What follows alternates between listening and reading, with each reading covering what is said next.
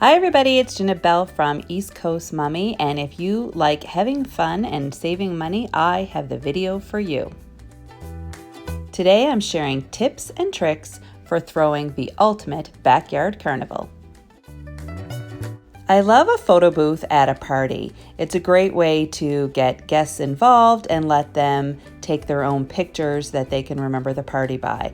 I started by creating a photo booth. I took some foam boards from the dollar store and covered them in wrapping paper and hung them up on the wall. Then I took a dollar store basket and filled it with a bunch of props that I also got from the dollar store. For a bit of added fun, I took these foam noses that I ordered from Amazon and stuck them in a dollar store jar. And here are my 3 clowns using the photo booth. Pretty cute if you ask me. Of course, a carnival party needs games, and I put together a bunch of games using things I already had around the house. I made this ball toss game from an old skate box. I made this beanbag toss using bowls I already had in my cupboard. This ring toss is made from an empty paper towel roll and some pipe cleaner rings.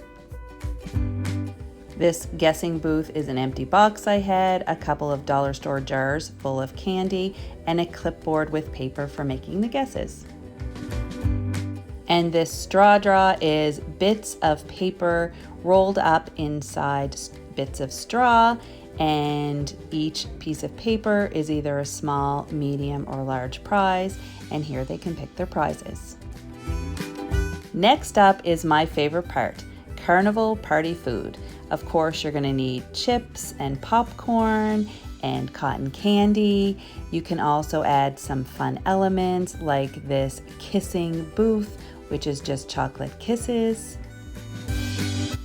or this pick-a-pop station where one of the sucker sticks has a colored mark on the end, and the person that gets that sucker wins a prize.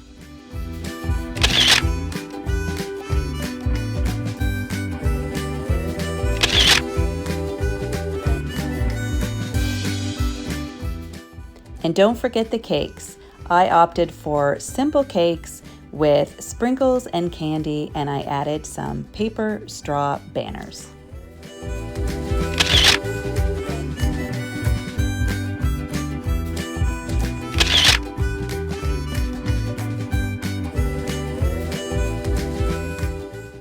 And every party needs a party favor. So I kept it simple with these bags of microwave popcorn.